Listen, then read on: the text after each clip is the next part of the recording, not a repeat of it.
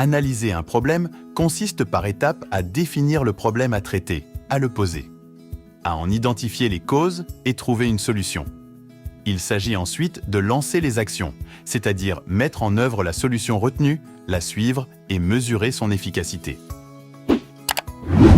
Il n'est pas de vent favorable pour celui qui ne sait où il va, nous enseignait Sénèque. La méthode SMART permet de définir des objectifs avec précision.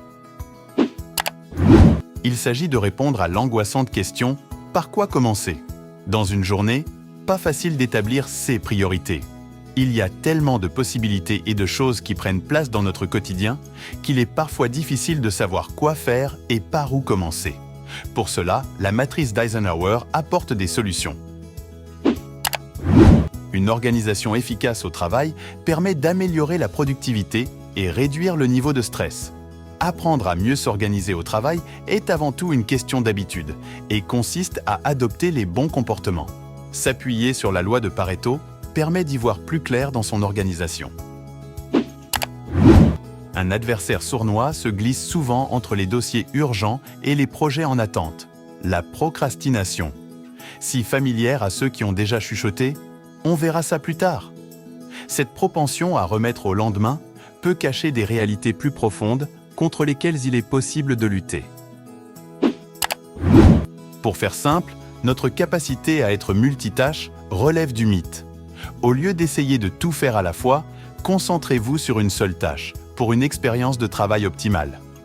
Chaque fois que nous basculons entre deux tâches, nous payons une commission en temps et en énergie. On peut dire non avec le sourire, et c'est même mieux comme ça. La peur de décevoir, la crainte du regard des autres, de déplaire, de pâtir d'une mauvaise réputation, d'être jugé moins compétent et moins performant. Limitez votre charge de travail inutile. La porte du bureau n'est pas toujours ouverte. Savoir dire non contribue largement à développer son efficience. Peur de perdre du temps ou manque de confiance, les freins à la délégation sont nombreux. Pourtant, savoir déléguer vous libère du temps pour vous concentrer sur les tâches à forte valeur ajoutée, mais cela offre également une chance aux membres de votre équipe d'être impliqués dans des projets intéressants. Savoir recadrer permet de stopper les comportements inappropriés qui favorisent l'usure professionnelle et aussi d'apprendre à faire et à demander du feedback.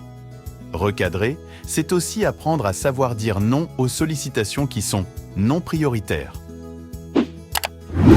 Il faut parfois savoir faire un pas en arrière pour être en mesure de faire 2 pas en avant. Plus d'efforts n'est pas égal à plus de résultats.